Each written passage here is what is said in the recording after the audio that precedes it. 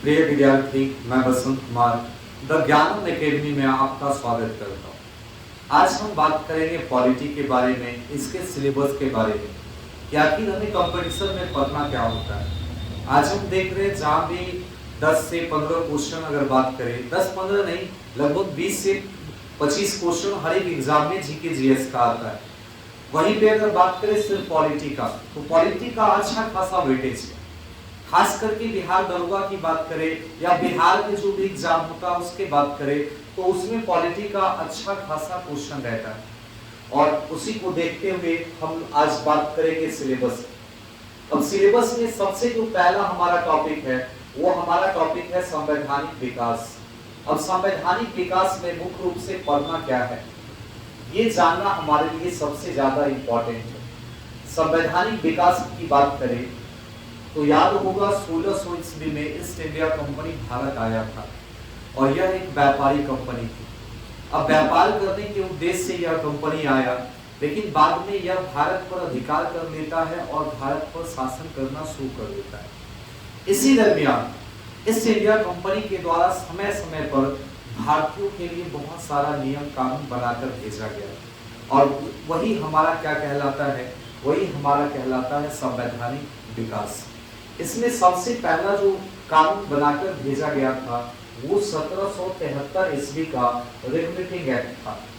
इस एक्ट की बात करें तो 1773 ईस्वी के रेगुलेटिंग एक्ट के तहत 1774 ईस्वी में कलकत्ता में पहली बार एक सुप्रीम कोर्ट की स्थापना की गई और इस सुप्रीम कोर्ट के जो मुख्य न्यायाधीश थे उनका नाम था लॉर्ड इम्पेक। उसका नाम क्या है? लॉर्ड इम्पेक। इसके बाद आगे अगर बात करें तो समय समय पर, अभी तुरंत बताएं कि समय समय पर कई कानून बनाए गए और ईस्ट इंडिया कंपनी के द्वारा या ब्रिटेन के द्वारा भारत के लिए बनाया गया अंतिम जो कानून था वो अंतिम कानून कहलाता है 1947 का भारत स्वतंत्रता अधिनियम। तो यहाँ से यहाँ तक पूरे के पूरे 1773 से 1947 तक का ये हमारा काल कहलाता है संवैधानिक विकास का, क्योंकि विभिन्न कानून नियम के द्वारा ब्रिटिश भारत पर शासन किया था। उसके बाद दूसरा जो हमारा टॉपिक आता है, दूसरा टॉपिक आता है संविधान सभा। संविधान सभा किसको कहते हैं? तो संविधान का निर्माण करने वाली सभा ही क्या कहलाती है? संविधान सभा। और इस टॉपिक में हम लोग मुख्य रूप से पढ़ेंगे कि संविधान कैसे बना, संविधान बनाने के लिए कितने सदस्यों का सभा बनाया गया, संविधान बनाने में कितने समय लगे, कितने पैसे खर्च हुए, कितना अनुच्छेद हुआ और कितने अनुसूचियां बढ़ी। तो ये सारा चीज हम लोग इसी टॉपिक में पढ़ेंगे। अगर मुख्य रूप से बात करें, यहाँ पे कुछ पॉइंट है, इसको आप लोग नोट कर लीजिए। सबसे पहला अगर बात करें तो संविधान बनने में कितना समय लगा, तो सबको पता होगा 2 वर्ष 11 महीना और 18 दिन। 2 वर्ष 11 महीना 18 दिन। फिर आगे बात करें संविधान बनाने में कितना खर्च हुआ, तो लगभग 64 लाख रुपया खर्च हुआ था। फिर आगे बात करें हमारे संविधान बनने में कितना, ये हमारे संविधान बनने में हमारा संविधान कब बनकर तैयार हुआ, तो 26 नवंबर 1949 को, और हमारा संविधान कब लागू हुआ, 26 जनवरी 1950 को। फिर आगे अगर बात करें तो संविधान बनने में जो बना हमारा मूल संविधान, उसमें कुल कितना अनुच्छेद, तो 395 अनुच्छेद। भाग की बात करें तो 22 भाग और अनुसूची की बात करें तो अनुसूची कितना था, तो अनुसूची था 8। ये हमारा मूल संविधान है। वर्तमान संविधान में क्या होता है, वर्तमान संविधान में ये सारा चीज बदल जाता है। वर्तमान में अनुच्छेद 395 ही है। भाग की बात करें, भाग की संख्या 25 है और अनुसूची की बात करें तो अनुसूची की संख्या 12 है। जो हमारा तीसरा टॉपिक आप देख रहे हैं, प्रमुख भाग एवं प्रमुख अनुसूची। अभी तुरंत बताए कि मूल संविधान में एक आता है मूल संविधान एक आता है वर्तमान संविधान। मूल संविधान में 22 भाग और कितना 8 अनुसूचियां, लेकिन वर्तमान की बात करें, वर्तमान संविधान में 25 भाग और 12 अनुसूचियां हैं। इसके बाद हमारा जो चौथा टॉपिक है ये है प्रस्तावना। बचपन से हम लोग पढ़ते आ रहे हैं प्रस्तावना। हम भारत के लोग, भारत को एक संपूर्ण प्रभुत्व संपन्न। ये प्रस्तावना आखिर है क्या? तो अगर प्रस्तावना की बात करें, इसे संविधान की आत्मा कहा जाता है। इसे क्या कहा जाता है? संविधान की आत्मा। इसी प्रस्तावना को कहा जाता है संविधान की कुंजी। संविधान की कुंजी। तो इसमें हम लोग पढ़ेंगे कि प्रस्तावना का क्या इंपॉर्टेंस है और यहाँ से क्या क्वेश्चन पूछे जाते हैं। फिर आगे हमारा जो पांचवा जो पॉइंट है वो है संघ एवं राज्य क्षेत्र। इसमें मुख्य रूप से पढ़ना है कि हमारे देश में नए राज्यों का गठन कैसे होता है, केंद्र शासित प्रदेश कैसे बनाए जाते हैं, बाहर यानी भारत से बाहर के क्षेत्रों को किस अनुच्छेद के तहत भारत में मिलाया जाएगा, या भारत के क्षेत्रों को किस अनुच्छेद के तहत भारत से बाहर किसी अन्य देश में दिया जाएगा। उसके बाद है नागरिकता। नागरिकता कहने का मतलब है सिटीजनशिप। जब हमारा देश आजाद हुआ तो उस समय सबसे बड़ी समस्या क्या थी? नागरिकता। जहां देश आजाद हुआ तो देश आजाद ऐसे नहीं हुआ था, देश आजाद बंटवारे के साथ हुआ था। एक पाकिस्तान बना तो एक हमारा भारत रहा। तो उस समय समस्या था किस व्यक्ति को पाकिस्तान का नागरिक कहा जाए, किस व्यक्ति को भारत का नागरिक कहा जाए। इसके समाधान के लिए हमारे संविधान में एक भाग जोड़ा गया था, और वो भाग कौन सा था? वो भाग हमारे संविधान का था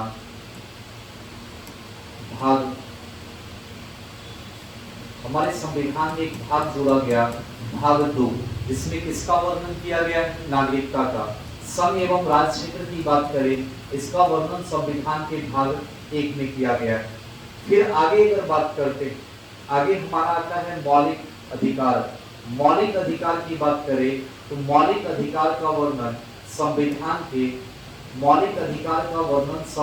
के भाग 3 में किया गया है। मौलिक अधिकार कहते किसको? तो ध्यान से समझिए। नागरिकों को मिलने वाले अधिकारों का वर्णन जहां पर किया गया है वही क्या है? मौलिक अधिकार। तो इसमें मौलिक अधिकार के बारे में पढ़ेंगे। अब नागरिकों को क्या क्या अधिकार मिलना चाहिए? जैसे सोने का अधिकार, खाने का अधिकार, घूमने का अधिकार, पीने का अधिकार, विदेश घूमने का अधिकार, शिक्षा का अधिकार, सूचना का अधिकार। ये सब क्या है? मौलिक अधिकार है। और इन सभी का वर्णन किसमें किया गया है?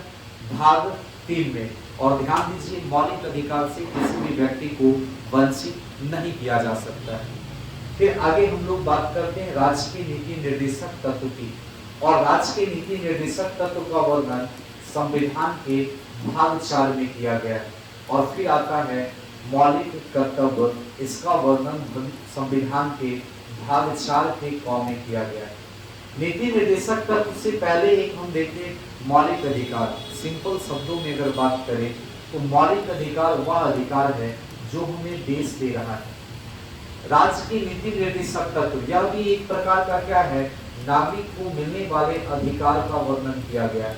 लेकिन यह अधिकार किस पर निर्भर है? तो यह अधिकार राज्य पर निर्भर है। कहने का मतलब यह अधिकार हमें देश दे रहा है, यह अधिकार हमें राज्य दे रहा है, तो हमारा भी कर्तव्य होता है कि हम भी देश को कुछ दें। अब नागरिकों का देश के प्रति क्या कर्तव्य होना चाहिए, उसी का वर्णन किसमें किया गया है? मौलिक कर्तव्य में। और एक चीज ध्यान दीजिए, यहाँ पर भाग 4 क लिखा है। अभी तुरंत बताया थी कि मूल संविधान में भागों की संख्या 22 था। 22 कहने का मतलब क्या? 1 से लेकर 22 था। 1 2 3 4 5 6 7 8 करके कहीं पर भी भाग 4 का क, भाग 4 का ये 5 का क, इस प्रकार का भाग नहीं था। यानी जिस भाग में क ख ग जुड़ा हो या ए बी सी डी जुड़ा हो, वह भाग हमारे मूल संविधान का भाग नहीं है। कहने का मतलब मौलिक कर्तव्य, जब हमारा संविधान बनकर तैयार हुआ था तो उस समय मौलिक कर्तव्य इसमें नहीं था, इसे बाद में जोड़ा गया।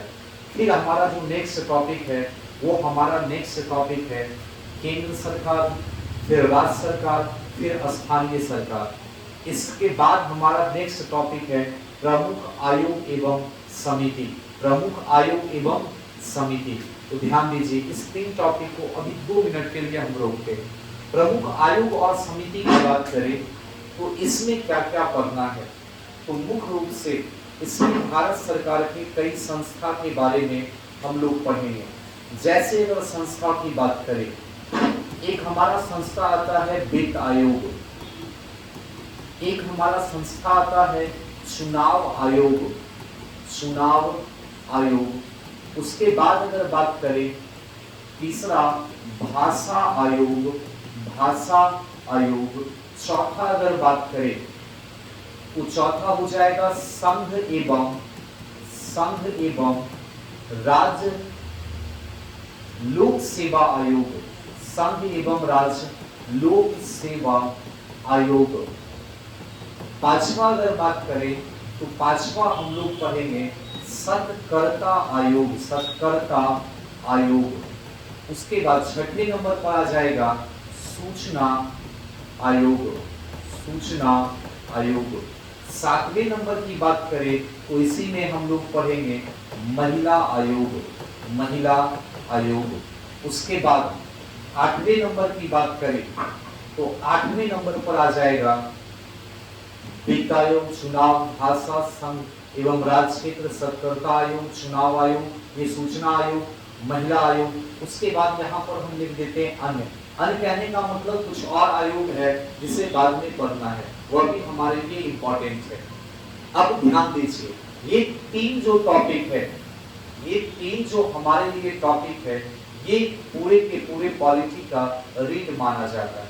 ये पूरा का पूरा पॉलिटी इसी पर डिपेंड करता है।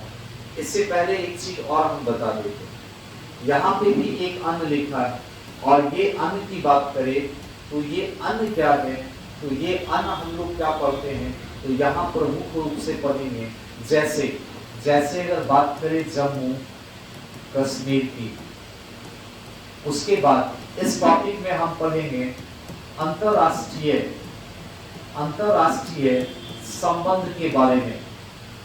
तो मुख्य रूप से इस टॉपिक में 15 के अंत में हम लोग पढ़ेंगे जम्मू कश्मीर और अंतरराष्ट्रीय संबंध, यानी भारत का पाकिस्तान से, चीन से, उसके बाद पड़ोसी हमारा बांग्लादेश है, म्यांमार है, श्रीलंका है, नेपाल है, इससे हमारा संबंध कैसा है। इससे भी बार-बार एग्जाम में क्वेश्चन पूछा जाता है। और संबंध के बाद इसी टॉपिक में हम लोग पढ़ेंगे अंतरराष्ट्रीय संबंध के बाद पड़ोसी देशों के साथ विवाद। ठीक है, जो हमारा मेन था टॉपिक पढ़ने वाला, जो हम बोले थे कि पूरे के पूरे संविधान का सबसे इंपॉर्टेंट है, वो ध्यान दीजिए, वो आता है केंद्र सरकार, वो आता है केंद्र सरकार, राज्य सरकार और स्थानीय सरकार। ये हमारे लिए क्या है, तो सबसे ज्यादा इंपॉर्टेंट है। अब इसको हम थोड़ा सा ब्रेक करते हैं। ब्रेक करने के बाद ध्यान दीजिए, यहाँ पर हम बात करेंगे सरकार के बारे में। अब ये अभी की क्लास का जितना भी बताया सबसे ज्यादा इंपॉर्टेंट हमारा अभी है। अभी कहने का मतलब ये जो हम पढ़ रहे हैं सरकार, हमारे देश में सरकार कितने प्रकार का, सरकार 3 प्रकार का। सरकार कितने प्रकार का, 3 प्रकार का। सबसे पहला हमारे पास सरकार आता है केंद्र सरकार। दूसरे सरकार की बात करें तो दूसरा सरकार आता है राज्य सरकार, राज्य सरकार। और तीसरा सरकार आता है स्थानीय सरकार, स्थानीय सरकार। ध्यान दीजिए, हमारे देश में 3 प्रकार का सरकार है, एक केंद्र सरकार, राज्य सरकार और स्थानीय सरकार। अब इस तीनों सरकार की बात करें तो केवल 2 ही हमारे पास सरकार है जिसके पास कानून बनाने की शक्ति। हमारे देश में सरकार 3 है, लेकिन केवल 2 सरकार को कानून बनाने की शक्ति है। वो है हमारा एक केंद्र सरकार और दूसरा राज्य सरकार। और जिस सरकार के पास कानून बनाने की शक्ति है उस सरकार के 3 अंग होते हैं। ध्यान से समझिए, सरकार 3 प्रकार का है। केंद्र सरकार, राज्य सरकार और स्थानीय सरकार। और इसी स्थानीय सरकार को हम लोग क्या कहते हैं, दो भागों में बांट देते हैं। एक हम लोग बांटते हैं शहरी स्वशासन में, और एक हम लोग बांटते हैं ग्रामीण स्वशासन। और ग्रामीण स्वशासन की बात करें, इसे ही कहा जाता है पंचायती राज। इसे क्या कहा जाता है, पंचायती राज। और यहाँ पे शहरी स्वशासन में हम लोग पढ़ते हैं नगर निगम, नगर निगम, नगर परिषद, नगर निगम और नगर परिषद के बारे में। और इस सरकार को कानून बनाने की शक्ति नहीं है। अभी जस्ट बोले, जिस सरकार के पास कानून बनाने की शक्ति है, यानी केंद्र सरकार और राज्य सरकार, उसके 3 अंग होते हैं। अब यहाँ पर 3 अंग कौन कौन सा होगा, ध्यान दीजिए। एक हमारे पास है केंद्र सरकार, एक हमारे पास क्या है, एक हमारे पास है केंद्र सरकार, और एक हमारे पास है राज्य सरकार, राज्य सरकार। इस दोनों को कानून बनाने की शक्ति है, इसलिए इस दोनों सरकार के कितने अंग हो जाएंगे, इस दोनों सरकार के 3-3 अंग हो जाएंगे, केंद्र के भी और राज्य के भी। जैसे पहला अंग की बात करें, पहला अंग आ जाता है विधायिका। पहला अंग क्या है, विधायिका।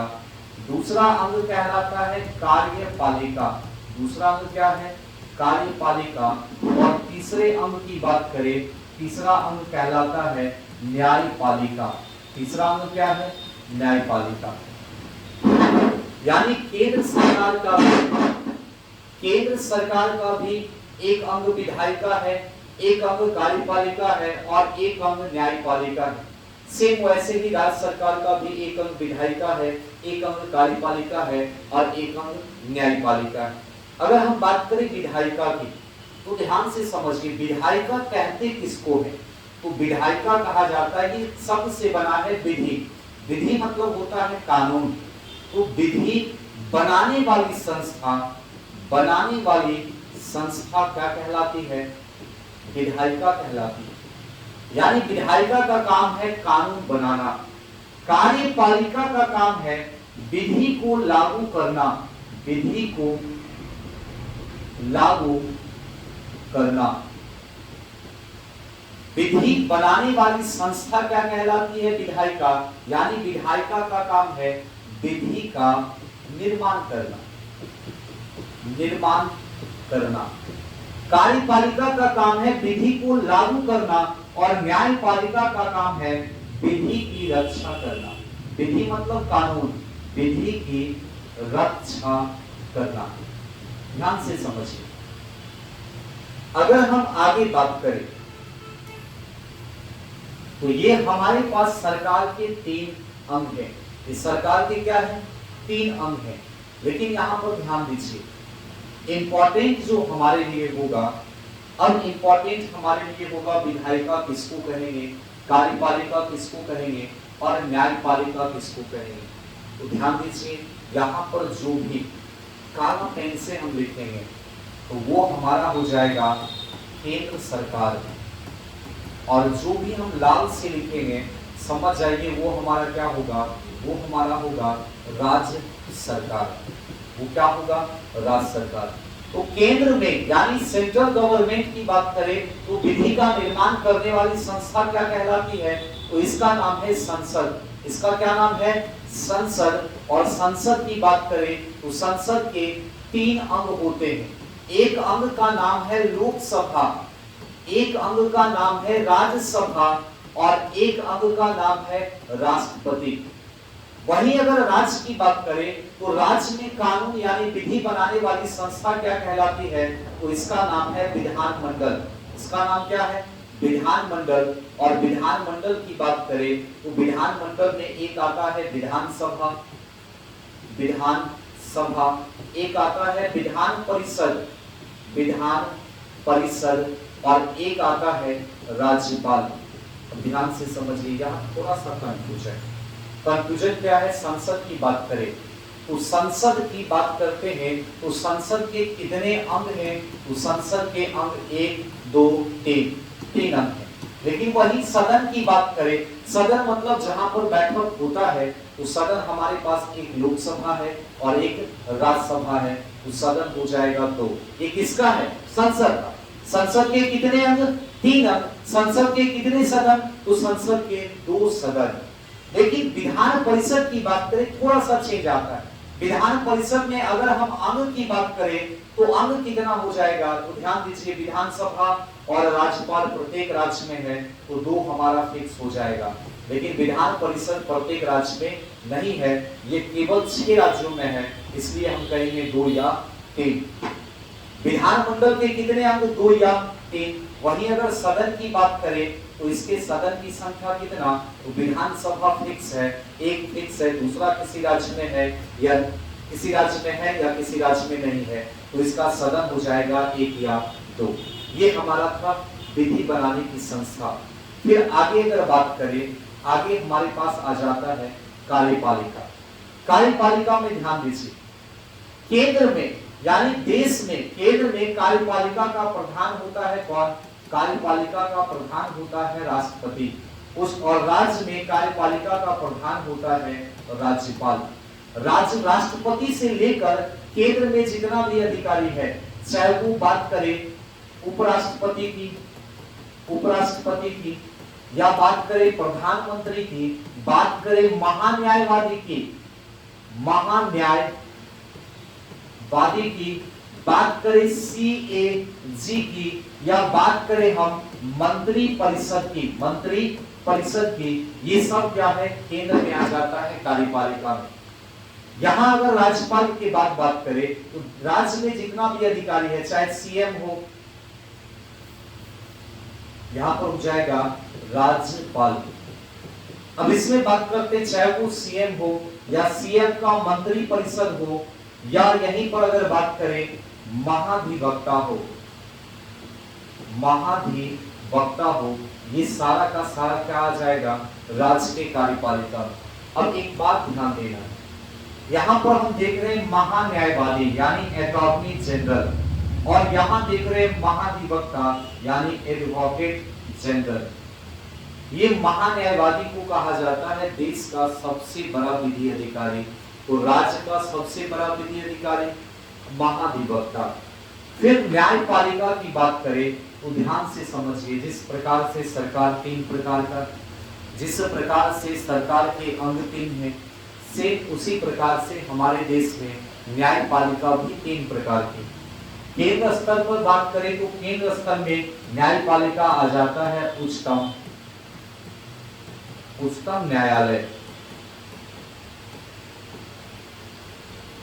और राज्य स्तर पर बात करें तो राज्य के न्यायपालिका में आ जाता है 2 न्यायालय, एक उच्च न्यायालय और दूसरा आ जाता है अधीनस्थ न्यायालय। ये हमारा था पॉलिटी का सिलेबस। अब नेक्स्ट क्लास में हम लोग जब मिलेंगे तो पॉलिटी के एक टॉपिक के साथ हम क्लास को आगे बढ़ाएंगे और निरंतर आपका क्लास चलता रहेगा। उम्मीद है शायद समझ में आया होगा। धन्यवाद।